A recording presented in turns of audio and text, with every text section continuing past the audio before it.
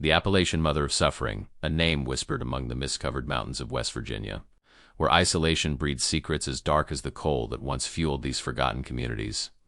In the remote hollows of McDowell County, far from prying eyes and modern influence, the Blackwood family lived in isolation for generations. What happened within their secluded compound between 1943 and 1972 would eventually horrify investigators, doctors, and social workers alike. The year was 1972 when local authorities first discovered the Blackwood compound, nestled deep in a narrow valley where sunlight barely reached the forest floor. 7 crude wooden structures formed a semicircle around a central yard, all connected by dirt paths worn smooth from decades of use. The property was entirely self-contained, with gardens, livestock pens, and a natural spring providing all necessities, eliminating any need to venture into the nearby town of Welch. Dr. Thomas Harmon, the county physician who first documented the case, described the scene in his official report. The isolation is complete and intentional. 3 generations living in conditions that appear frozen in time from the late 1800s, despite our modern era. Evidence suggests no member of this family has interacted with outside society in nearly 30 years. At the center of this compound stood the matriarch, Eleanor Blackwood. Born in 1901 to coal miners, she had watched her father and brothers die in a mine collapse in 1915. By all accounts, from distant relatives interviewed later, this tragedy transformed her from a bright, sociable girl into a deeply suspicious woman who blamed the outside world for her family's destruction. In 1922, she married Jeremiah Blackwood, a man 15 years her senior, who owned a significant tract of mountain land inherited from his grandfather. Together they retreated from society, determined to create what Eleanor called a pure bloodline, one that would never again be vulnerable to the dangers of the outside world.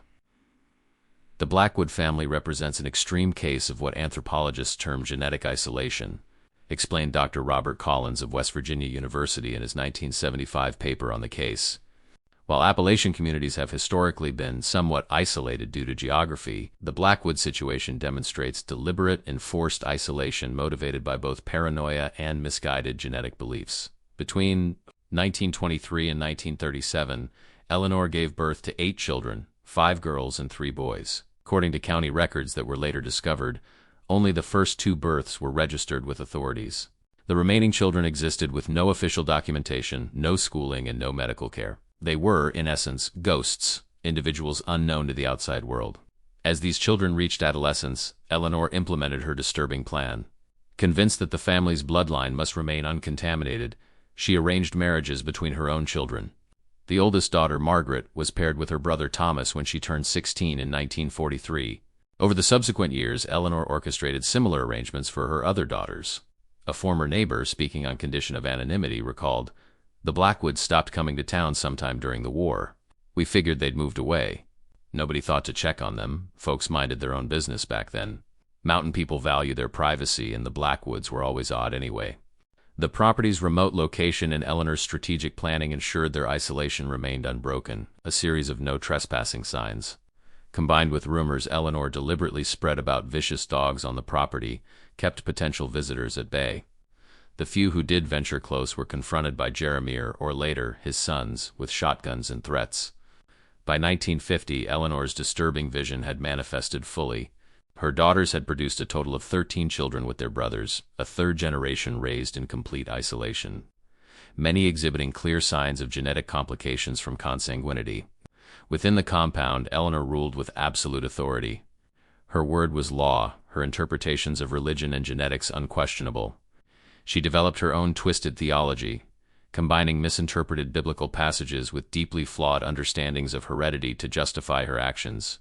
In my 27 years of investigating family welfare cases, I have never encountered such a complete system of control, wrote social worker Martha Jenkins in her 1973 assessment. The adult children, now in their 40s, display the psychological markers of lifelong indoctrination. They genuinely believe their mother's actions protected them from a hostile world. The discovery of the Blackwood compound would eventually come through pure chance, a forest fire in the summer of 1972 that forced the family to evacuate toward the town, bringing them into contact with firefighters and law enforcement. Check if you're already subscribed to this channel.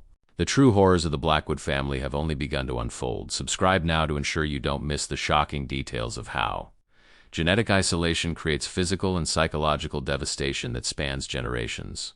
Eleanor Blackwood's transformation from victim to perpetrator began after the 1915 mining disaster that claimed her male relatives. Historical records from the Coalwood Mining Company indicate that the explosion killed 27 miners, including Eleanor's father and 2 older brothers. Newspaper archives from the McDowell County Register described 14-year-old Eleanor as inconsolable at the funeral.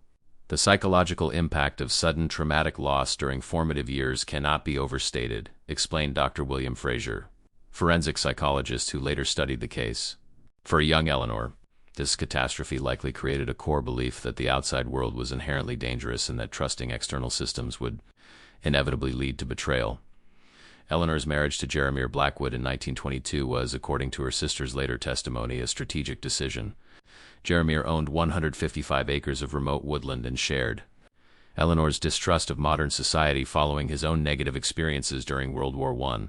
Their mutual desire for isolation made them compatible partners in creating what Eleanor termed their sanctuary. The early years of the Blackwood family appeared relatively normal from the outside. Their first 2 children attended the local school in Welch until 3rd grade, when Eleanor withdrew them, citing her intention to home educate. This was not uncommon in rural Appalachia in the 1920s, and authorities raised no objections. Between 1929 and 1937, as the Great Depression ravaged the country, the Blackwoods retreated further from society. Their last documented interaction with the community was in 1938, when Jeremiah purchased a significant quantity of construction supplies, seeds, and farming equipment, presumably preparing for complete self-sufficiency. The Depression era saw many Americans lose faith in institutions, noted Appalachian historian Dr. Margaret Hayes, for someone already predisposed to distrust society like Eleanor. These years would have confirmed her worst suspicions about the fragility of the modern world. Within their isolated compound, Eleanor developed and enforced her disturbing belief system. Former family members who later escaped described mandatory daily lessons where Eleanor would lecture for hours about the dangers of genetic contamination from outsiders. She created an elaborate mythology, positioning their family as genetically superior to others and claiming that maintaining their bloodline would produce children of extraordinary abilities. Eleanor had no formal education beyond 8th grade, but she possessed a dangerous combination of intelligence and charisma, wrote Dr. Collins in his assessment. She selectively borrowed concepts from eugenics literature that was unfortunately popular in the early 20th century, twisted religious teachings, and mountain folklore to create a coherent, if deeply disturbing, worldview. Jeremiah's role in the family dynamic appears to have been secondary but complicit. Work journals recovered from the property indicate he focused on practical matters, maintaining the buildings, growing food, and hunting, while Eleanor controlled the family's social structure and beliefs. By 1943, when Eleanor initiated the first consanguineous marriage between her children, Jeremiah had become increasingly frail from years of hard labor and a respiratory condition likely related to his earlier mining work. His diminished physical state further consolidated Eleanor's authority within the family. Margaret, Eleanor's eldest daughter, was the first to be paired with her brother. Documents recovered from the compound included a handwritten marriage certificate dated June 15, 1943, signed by Eleanor as family authority and God's representative. Margaret was 16. Thomas was 18. The psychological manipulation required to make children accept such arrangements is profound, explained Dr. Fraser. These children had been systematically isolated from all outside moral frameworks, educated exclusively by their mother, and taught from infancy that family loyalty superseded all other values. Over the next 7 years, similar ceremonies united Eleanor's remaining daughters with their brothers, or, in some cases, with their nephews, once the 3rd generation reached adolescence. The family's daily life followed a rigid structure designed to prevent independent thought. Dawn to dusk labor occupied the adults, while children were subjected to Eleanor's version of education, a curriculum focused almost entirely on family loyalty, the dangers of outsiders, and preparation for their predetermined roles. The recovered journals and lesson materials reveal a sophisticated system of indoctrination, noted educational psychologist Dr. Susan Williams in her 1974 paper. Eleanor intuitively understood that controlling information was key to maintaining her authority. She created a closed epistemic system where all questions had predetermined answers that reinforced the family's isolation. By the 1960s, the compound had expanded to accommodate the growing third generation. Eleanor's original children, now middle-aged, had fully internalized her belief system and enforced it among their own offspring. The family created everything they needed: growing food, making clothes, constructing furniture, and developing their own folk medicine traditions to address health issues. However, the genetic consequences of consanguinity became increasingly impossible to ignore. The third generation exhibited higher rates of physical and developmental complications. Eleanor's response was to integrate these difficulties into her mythology, claiming that these special children were evidence of the family's unique genetic destiny, requiring even more protection from the outside world. "The cognitive dissonance is striking," wrote Dr. Collins. When faced with the obvious negative consequences of inbreeding, rather than questioning her beliefs, Eleanor doubled down, reinterpreting these problems as confirmation of her theories. This pattern of rationalization allowed the system to perpetuate itself even as the evidence of its harm became undeniable. By 1970, the compound housed 29 individuals across 3 generations, all controlled by Eleanor's unwavering vision and isolated from any counterbalancing perspectives. The true horror of the Blackwood compound was experienced most acutely by Eleanor's daughters, who bore the dual burdens of physical and psychological trauma.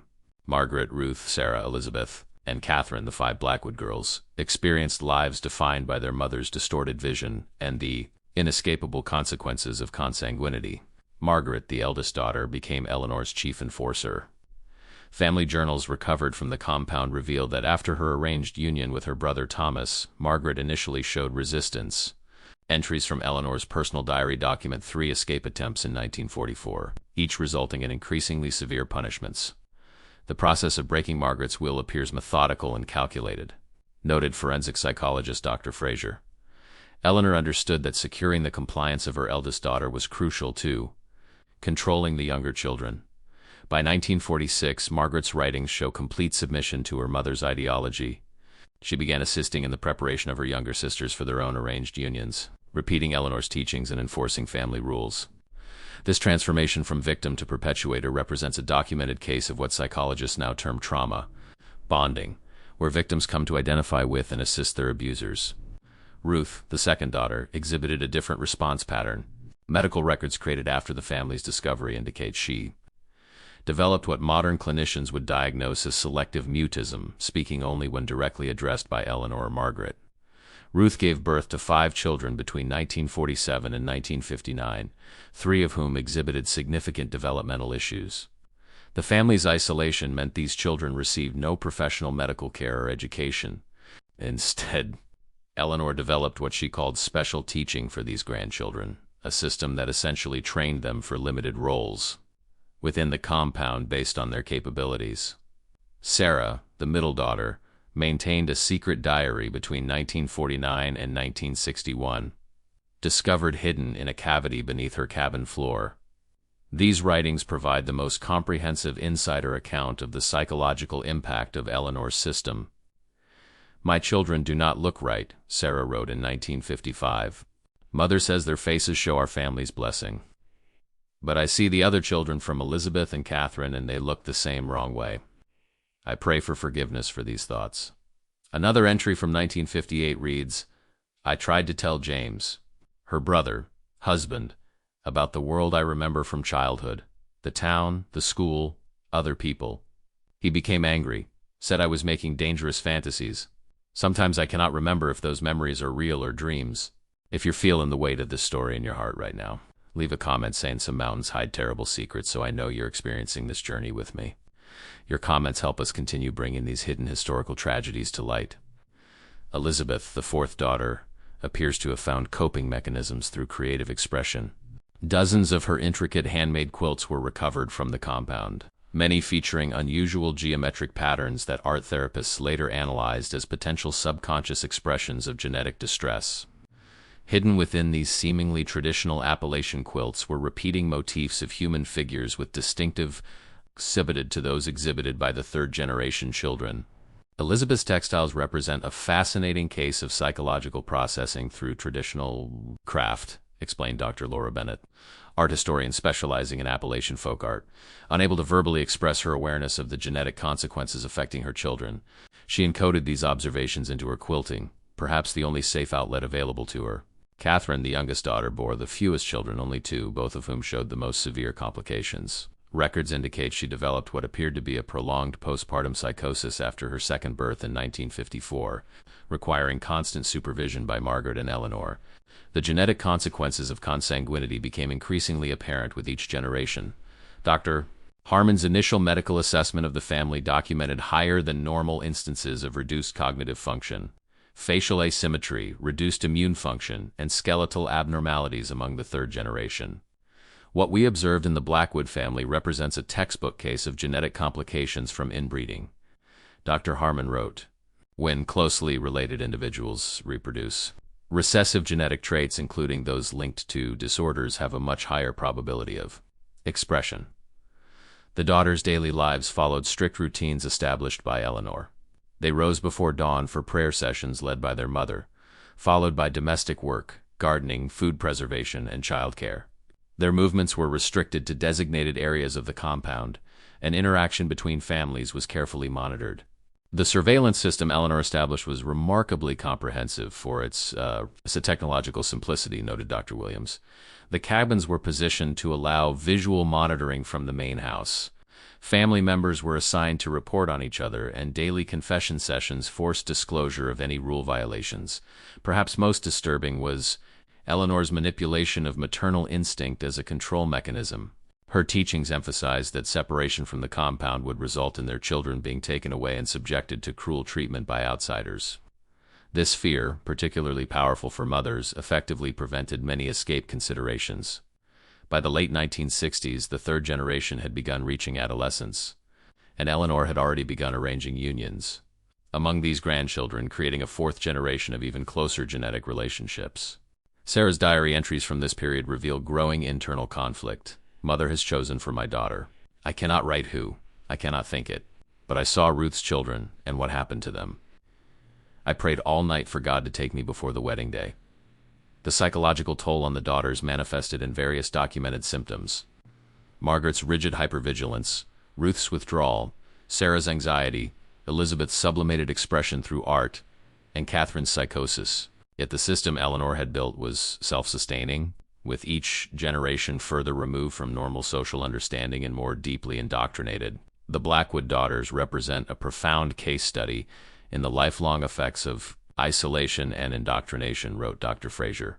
Their capacity for independent judgment was systematically dismantled from childhood, replaced with a closed belief system that, however horrifying to outsiders, provided their only framework for understanding their experiences. This psychological architecture proved durable enough to sustain Eleanor's control until external forces finally penetrated the isolation of the Blackwood compound in 1972. The discovery of the Blackwood family compound occurred on July 18, 1972, when an unusually severe drought combined with a lightning strike triggered a forest fire that threatened their isolated valley.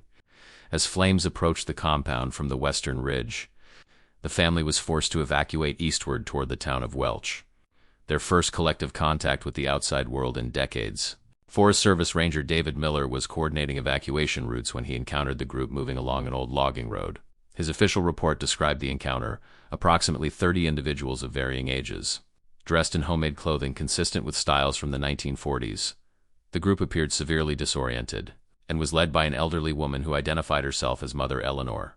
Their reaction to our vehicles and equipment suggested they had been without exposure to modern technology for a considerable time. Miller's training included awareness of isolated Appalachian communities, but the family's extreme reaction to common objects like flashlights and radios immediately raised concerns. He contacted the McDowell County Sheriff's Department, who dispatched deputies to assist. Sheriff James Hatfield's initial assessment quickly identified multiple concerning factors. Individuals in the group exhibited physical characteristics consistent with close familial relationships. Several younger members displayed developmental issues. The group demonstrated extreme fear of separation and refused medical evaluation. The elderly woman exerted unusual control over adult members. What began as a wildfire evacuation rapidly evolved into the most significant social services case in the county's history. Within 48 hours, authorities had established the family's identity through land records and early birth certificates for the oldest children. The realization that they were dealing with an isolated, inbred family led to a coordinated response involving law enforcement, social services, and medical professionals. The family was temporarily housed at the Welch Community Center while authorities determined next steps. During this period, Dr. Thomas Harmon conducted initial medical evaluations, though full assessments were hampered by the family's resistance. The health conditions observed represent years of medical neglect compounded by genetic complications. Dr. Harmon wrote in his preliminary report, "Multiple individuals exhibit conditions that would typically have received intervention in childhood. The most concerning cases involve the youngest generation, where we're seeing cumulative genetic effects. Eleanor, then 71, initially maintained remarkable control over the family despite the new environment." Social worker Martha Jenkins observed, "Even without physical proximity, adult family members continue seeking Eleanor's approval before answering basic questions. She has established a communication system using hand gestures to direct family responses during interviews." The legal questions surrounding the case proved complex. While the arranged consanguineous relationships clearly constituted crimes, the statute of limitations had expired for many of the original offenses. Additionally, the adults involved had been thoroughly indoctrinated and did not consider themselves victims, complicating prosecution efforts. District Attorney Robert Fleming summarized the legal challenges. "We're dealing with criminal activity spanning nearly 30 years, perpetrated against victims who have been conditioned not to recognize their victimization. The eldest perpetrator is now elderly, and many of the secondarily culpable individuals were themselves primary victims at an earlier stage." The case generated significant ethical debate among authorities. Criminal prosecution would further traumatize a family already facing the shocking transition to modern society. However, the severity of Eleanor's actions demanded accountability. The breakthrough came when Sarah, the middle daughter, approached Jenkins privately 4 days after the evacuation.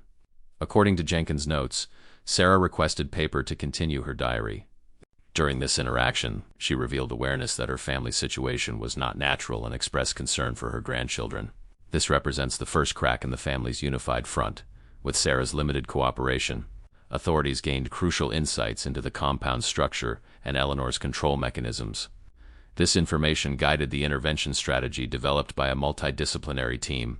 On July 27, 1972, authorities executed a court order separating Eleanor from the rest of the family. She was placed in custody pending psychiatric evaluation, while the remaining family members were moved to a specially prepared facility where they could remain together while receiving medical care and counseling. Eleanor's removal triggered varied responses among her children. Margaret became hostile and attempted to establish herself as the new authority figure. Ruth experienced acute anxiety requiring sedation. Sarah demonstrated increasing cooperation with authorities. Elizabeth withdrew into her craft work. Catherine, already psychologically fragile, required psychiatric hospitalization. The third and fourth generations, having never known any authority but Eleanor and her system, showed signs of profound disorientation. Many experienced their first medical examinations, first commercially prepared meals, and first exposure to television and radio during this period. Dr. Robert Collins, who had studied isolated Appalachian communities, was brought in to develop a specialized integration program. "The Blackwood case represents an unprecedented challenge," he wrote. "Most isolated communities maintain some minimal contact with modern society. The complete severance we're seeing here, combined with the deliberate indoctrination and consanguinity issues, requires an entirely new approach." The program Collins developed emphasized gradual exposure to modern concepts while maintaining family cohesion where appropriate. The adult victims were not forcibly separated unless they chose independence. This approach acknowledged that despite the dysfunctional nature of their family bonds, immediate separation would cause additional trauma. Eleanor, meanwhile, underwent extensive psychological evaluation. Dr. William Fraser's assessment concluded she suffered from a severe personality disorder with paranoid features, exacerbated by traumatic grief but falling short of psychosis. "Eleanor demonstrates full awareness of societal norms regarding consanguinity," he wrote. "Her systematic efforts to prevent outside contact indicate consciousness of wrongdoing rather than delusional thinking." Based on this evaluation and Sarah's testimony, Eleanor was charged with multiple counts of child endangerment and criminal neglect.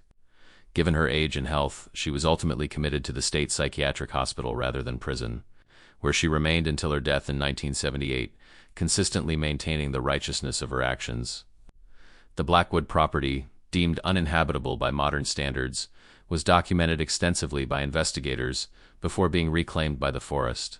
Photographs, journals, and artifacts recovered from the compound provided researchers with unprecedented insights into the development and maintenance of isolated family systems. Dr. Collins later reflected, "The Blackwood case, while extreme, illuminates mechanisms potentially present in less severe isolation scenarios. The progression from understandable desire for privacy to complete severance from society to enforced consanguinity demonstrates how isolation itself can become a vector for increasingly divergent behavioral norms."